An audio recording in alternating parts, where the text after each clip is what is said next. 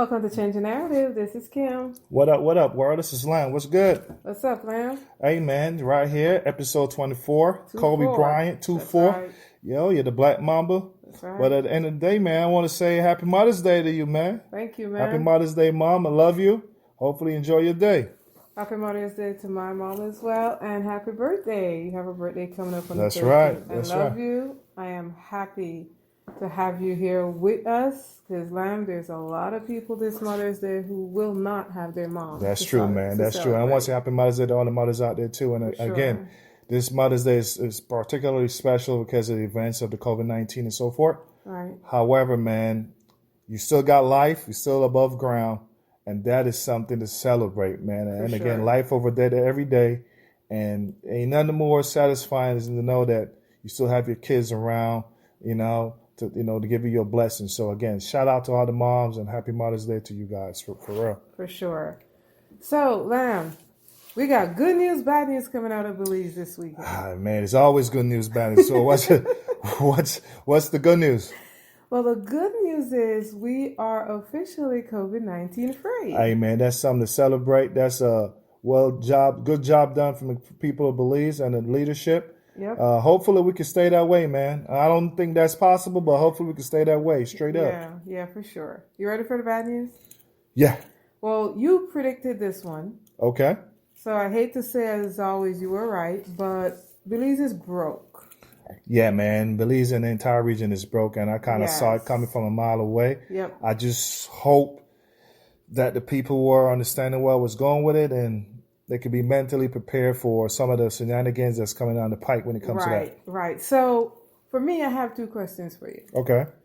We know that cuts have to come from somewhere, right? I know That's there's true. been talks about that. So Okay. if you were in charge, where would you cut? Okay. Or where would you advise the prime minister to cut? Okay. That's one. And two, just overall, how do we fix this? How do we get out of the hole? Okay, so I'll start with the first one first. Yeah. And I'll answer the latter later on. Yeah. But where do you cut? I mean, wow. So it's a big hole, you know what I mean? And you gotta look at it from above, a higher vantage point. Okay. It's a $500 billion shortfall we're talking about. 500 billion? 500 billion with a B.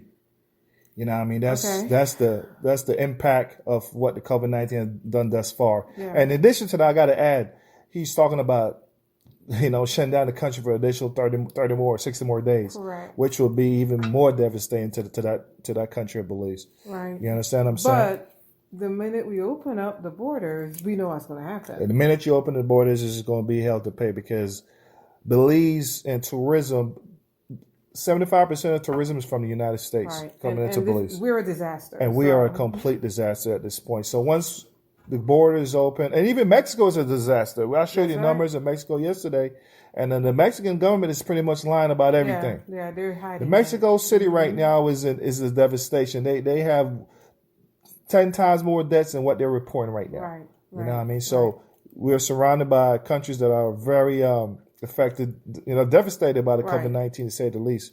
So with that being said, where do we cut? You can't open your borders at this point. We cannot. You know what I mean? So we can't generate. You can't generate the type of income to fill that void. Because there's two ways to do it, right? You either generate more income or you cut. Well, the problem is even when they cut, they can't cut that much because you're talking about essentials at this point. Right. So you can't cut your doctors, you can't cut your teachers, your firemen, you can't cut your police officer, your custom officers. You understand what I'm saying? These are essentials. This is the problem that I've been trying to warn Belizeans about. When you base your country on tourism, and B, when your government is the number one job creators in your country. This will be a long, hard road, and I hope at the end of the day we can change some of these dynamics because it doesn't make any sense. Okay. But to go back to your original question, where do you cut? Again, I started off saying that there's a $500 shortfall. Billion. $1 billion shortfall. And just you're talking about just paying his folks, just the public workers, it's about $45 million. Okay. I looked at what he was talking about yesterday. He came out to the nation and just talking about the shortfalls and that everyone needs to meet, to make cuts. The guys at the PUC were pushing back because they want to know, like, if like why these cuts are coming through. And looking at the numbers, man, I was flabbergasted, and to me, it's a big con job. Okay, why? And how? It's the biggest, to me. It's the biggest transfer of wealth from the have-nots to the have. That's about to happen, you mean? That's about to happen, yeah. Okay, explain. For one, I mean, some of these ministers and CEOs and people of leadership, the idea that they think these people are important in itself is a joke. At this moment, none of us are important. We're all human beings. We're all equal at this point. So no one's job is more important than the next job. Would you agree with that? So would you say, answer this question, would you say a politician, a minister, job is more important than the nurse right now? Hell no. I would say the nurse is more important. So I do think that there are some that's Do you more think important. a politician, right? His job is more important than a teacher? No. Than a fireman? A politician is not an essential at this point in time. That's my point, right? Right. But they're the most paid, the highest paid. So are they getting cut? So the joke is, and this is the con job is they are making about 7 to 10 grand a month, Okay. right? They're only taking a 1 month's pay cut. 1 month. 1 month. But you're telling teachers and you're telling the public workers to, they're not going to get any increments up, and they need to take bigger cuts. Not to mention these guys have all type of splurges, like all kind of add-ons. They get free housing, free They have an free entertainment budget. entertainment budget.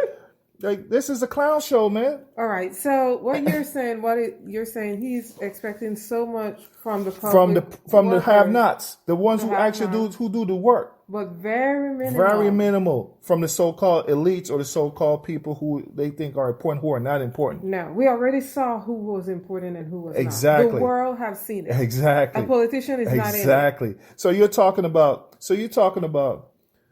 not cutting much at all, but then again, you're telling people also not to go to work. Now, this is the kicker. This is why I'm telling you where the transfer of wealth has happened. You're telling the entire public to stay home, don't go to work.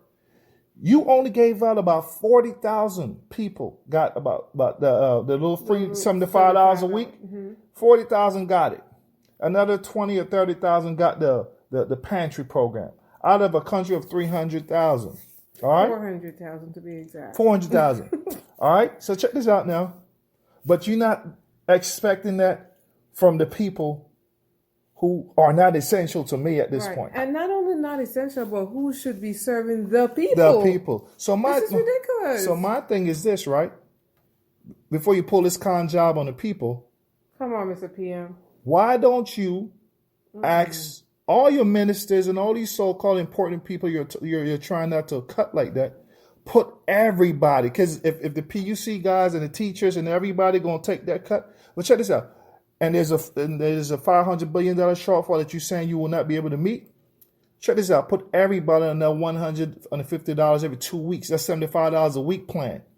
Put yourself and all these ministers on that plan. Don't you think that's a more fair plan? I absolutely think so. If you're gonna ask teachers not to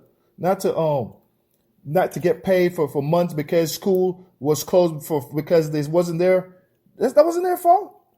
They still got to get paid. So you're not going to pay them? Not only that, they were still working. They are still working. They're still working right now. You know what I'm saying? So if you ask teachers to make that sacrifice and not get anything, or the firemen who's probably work at the airport and they you know what I'm saying? Yeah. Put everybody on the same level. I agree. Make that sacrifice. Pay everybody the $75 a week, including yourself and all these ministers and all this entertainment budget and these nonsense I'm hearing about that you're talking about. Scrap that. Not only scrap it for right now, I'm talking scrap it for good. Because at this point, you don't have the money to pay that nonsense right now. And that's luxury. Luxury that Belize cannot afford. Don't you think? Yeah, this is unbelievable. I'm trying to tell you, man.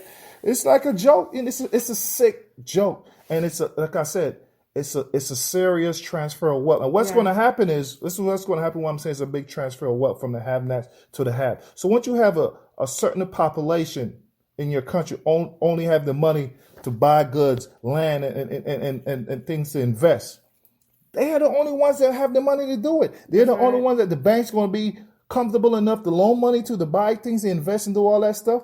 And the people who don't have anything will be in a rut for a very long time. And this is the part that people don't get. This is the psyche they don't understand. Once you let this go down, the people who are just the regular workers will be in a very poor position for the next 10 years. Because they're going to be forced to sell whatever goods they have, whatever land they own, whatever valuables they got just to survive. Yeah. And guess who's the beneficiary of that? The ones who have it. Yeah. You know what I'm saying? It will be a devastation to the economy. You know, I didn't want to go down the rabbit hole, all the stuff that I'm thinking about in my head that I know will come out of this, because I've seen this playbook before too. And I'm trying to warn my people, and I'm standing for the workers, man. I'm for the workers. Don't let this go down like that. If they want to make cuts, I understand that there's a budget. I mean, there's a shortfall. I predicted this a long time ago. Great. But at the same time, man, let's keep things fair. You're telling me there's a $500 billion shortfall that you cannot, meet right now. And even with the cuts that the teachers are pushing back on, it won't fix the shortfall in the budget. No. So you said ministers make about seven between 7 to 10 grand with all the perks they're getting. Right. And there's about 30 of them? There's about 30 of these guys, but they're also little CEOs and big, these guys that runs these public offices and so forth. Gotcha. I mean, it's a joke, man. I'm like, it's the biggest transfer. It's a con job about to happen right now, man. And I'm telling you what they're doing. They're making the people who don't have it even go deeper into poverty, man. Right. And the people don't really understand it. They just arguing what's going on the surface, but they don't understand that by doing that, anything that has value at this point, the people that have it are the only ones it will be accessible to the ones who have it, right? Which will put you at a very disadvantage and will force you to do things that you don't want to do or not thinking about doing at that point. The country got to speak up. But they don't know. You know what it is? The people in this position don't have a voice, because the thing is, what teachers will do in situations like this was to go out and protest and march and do all the shit. But they have the problem, they cannot do it right now because of the COVID-19 and because schools are out. So to the public, it's like, why the teachers are doing that? But the public needs to understand, because a lot of the people who are talking all this nonsense, they don't have a clue what's going on either, because these are the people you depend on, man. Your teachers, you depend on your teachers. You need your doctors. You need your nurses. You need your firemen. You need your police officers, your custom officers. You might not think you need them, but they are, they are essentials. That's right. The people pick up your garbage and all this stuff. You need all these people are essential people, valuable people. And you're telling me these people are the one that needs to make that type of sacrifice, man? Come on, man. If you're going to make sacrifice like the regular people have been making for the last 2 months, then everybody needs to make the sacrifice. I am with you 100%. You know what I'm saying? So cuts, we've talked about that. That's where at least that is one of the major cuts that you would make if you were in that position. Right. All right. So how do we fix this situation? Because I sit back and I look at this and I'm like, you know what? I don't know where we go from here. We're talking about cuts, but in order for us to get back on our feet, we have to generate revenues. Correct. In order for us to do that, considering tourism is our number one form right, of and the government revenue, is the number two, is hiring people. Right. We're going to have to open up back our country. At least, we're hoping to change the tourism thing, but... No, you can't open your country, man. I'm sorry. We can't. You can't open your country, because if you open your country, man, a lot of people are going to die. Right, and we can't afford... I was very happy when the PM said the borders remain closed. I'm like, oh, thank you, God, because we all know what will happen. Right, you can't open the country. But what do we do, Clint? Like, how long can check this out. carry us through? There's no easy fix to this situation. There's no magic bullet. And they're going to be paying for a very long time because of how the dynamics was and how the country was set up, like you stated. And we've been preaching about it for a long time, that Belize need to change the entire dynamics of how Belize is. However, there's also a problem that we need to address right now because a lot of Belizeans, I mean, we'll listen to them calling it, they call themselves poor. They act poor. So guess what the politicians are going to do? They're going to treat you like you're poor. You understand what I'm saying? And let me tell you something. There's no poor person in Belize. You just don't have it right now. And I keep saying that's the difference. You're not having it right now. It has nothing to do with you being poor. You understand what I'm saying? So stop saying that you're poor and start understanding your rights and stop giving that up. You know what I mean? Because the reason why I say that is going back to what we were saying to answer your question now. Mm-hmm. The PM is now threatening the PUC because they're pushing back in regards to the cuts. Right. So guess what he's trying to do now? This dude is trying to change the law so that he can get his way. That's some sucker stuff, man. That's some sucker shit, to be honest. Okay. But that's a slippery slope.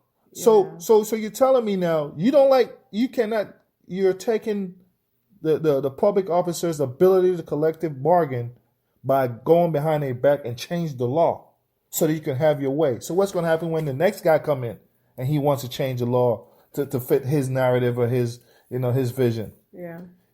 It's a slippery slope. Mm-hmm. And this is the problem that I have with these guys as politicians. They don't have a creative mind. They don't understand that, listen, man, they're going to be hardship. And be honest to the people, they're going to be hardship for the next 2 to 3 years. And just say it. Yeah. But we can make it better amongst ourselves. So if I was in his shoes, all that money that I have generated or looking to get from outside influences and outside countries, I would take that money and do a big ass stimulus program within my country, a jobs program. I will build new hospitals, build new bridges, build new roads. I will create one of the biggest jobs program within my country to stimulate my economy, create economic activity amongst my people. You know what I'm saying? Yep. And by doing that, your people are back to work. Mm-hmm. You know what I'm saying? Things are getting done for the better. You're building new schools, new hospitals, new bridges, and so on and so forth. So the money, things we need. Yeah, things that we need at this point. And we're building solar panels and trying to be energy efficient and so on and so forth. Doing it our farming and all that stuff, trying to feed ourselves and so on and so forth. Right. We're building the economy that we need to have for the 21st century. That's what I would have started. I would have took the hit in regards to borrowing the money, to get to that point, and push for that. Then if you can if you do a nationwide jobs program that includes agriculture, infrastructure, medical, everything, and technology, because again, you want to change the dynamics of school as well. Correct. You want to take school now from out the classroom to making households have the internet that they need. So you're going to put a big jobs program, in making sure everywhere has internet. Right. You understand? Yep. That's an option for some folks. And just deal with that part of it on the education side. We talked about the buildings for hospitals and all that stuff. Mm-hmm. Deal with that side and the infrastructure side. You know what I'm saying? And also, you got the programs where you can have people go out and start register people to vote automatically. That's stuff that we needed. You know what I'm saying? And just get everybody involved, man. Okay. Take the money that you have and then reinvest it into your people. Give them jobs until we can open up the economy when it's safe. Right. You know what I mean? And then work on trying to fix the debt. That's right. But the debt is something that you won't be able to fix right now. You're already 100% prior to this happening, 100% of the GDP. Right. So the idea that you're going to fix this right now, it's laughable. Yeah, it's not happening. It's not going to happen. It's not happening. So let's give the people jobs. You know what I mean? You're talking about cutting these teachers of salary. Nah, man. Give these teachers work to do so they can earn their salary. They're not telling you they don't want to work. Right. They want to work. Give them the work to do. Give them something to do, but don't tell them you're going to cut their salary. Don't tell the custom officers or the public officers you're going to cut their salary. That's just nonsensical to me. And that's just telling me they keep doing the same old stuff over and over. And they always told me, if I get the same old stuff, how do you expect better results? That's actually a definition of insanity. That is insanity. But that's what's going on down there. And they really think that they're doing a good job. And let me address this too, man, because this has been bothering me. you know what's crazy, Kim? I watch these politicians taking pictures of them offering people food and doing this and doing that. Like, but they taking pictures of this stuff. Right. And they think it's cute. They think they're and posting it on social media and getting all they acting like yo. So that tells me right there, there's none of this is genuine, man. No. It's all for the show. That's right. But my man, you're not helping nobody out. You're not using your money. You know what I'm saying? This is you're taking public money to give back the public their money. And even if you are using your money, kindness doesn't require recognition. That's all it is. But it's all for the show, man. It's a big con game to me, man. Yeah. It's a big con game, and I don't like it. Then you have the other dudes now that it's like they just drunk off power, man. They get on TV. Oh boy. Yeah, they get on TV, right? They get on TV and they talk all this big boy, hefty, crime fighting nonsense, man. And talking to her people like they're a bunch of kids. A bunch of kids, right? But check this out. No, check out the con job. So you're gonna give the poor people $150, right? Right. Then you're gonna turn around and tell people, well, if I'm not gonna give you no mask, we're gonna pass a law saying that you need to wear a mask every single day, right? But we're not gonna give you no mask. We're not gonna help you out. We're not gonna help you in any kind of way. But if we catch you on the streets without a mask, guess what's going to happen to you? 5 G's. $5,000. Most of these people that are issuing these $5,000 have probably never seen $5,000 in their life. A big con job, man. So to check this out. If you have 10,000 people you done arrested under this new policy, that's $50 million going to the government. That's how they're trying to get their revenues back from the same people. Con job, man. It's a con job. I'm trying to tell you, it's a big old con job, but people are not seeing it, man. It doesn't make any sense. Then they're gonna tell you can't wear a mask when you ride on a motorcycle. We gotta wear a mask when you're running on the streets, when you're exercising. Like, bro, let me tell you something, man. Even here in the States, first of all, you're not giving me any mask. When I started there, you need to change your mask every day. That's right. And if you got a cloth mask, you got to wash that mask every day. Right. And not only that. So a lot of the masks that I'm seeing these people with are the regular clinical masks. Right, the surgical masks. Yeah, and they're not giving these people no masks. No. They don't have the PPEs to give out that much. So you're going to tell me now, I got to find masks every day, or you can't give me the mask that I need every day. And if you catch me without a mask one day, that's $5,000. Right. Come on, man. So, even the rules behind the mask are stupid. I gotta wear my mask when in my car. Why?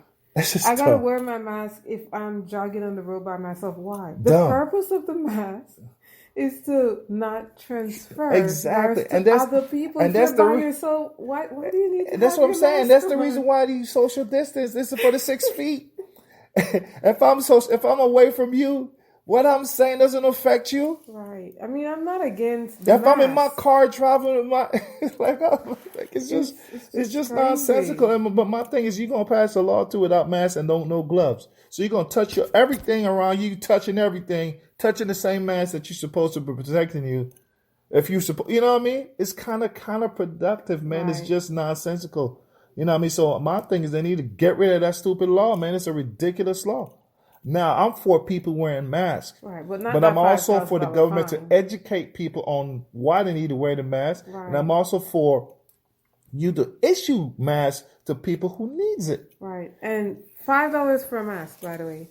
$5. Oh my God. If I have to choose between feeding my child and getting a mask, I'm going to feed my child. Most definitely. You already giving me $75 a week. You giving me $75 a week, and there's 4 of us in this house. So you tell me out of 75, 20 is going towards a mask. Right.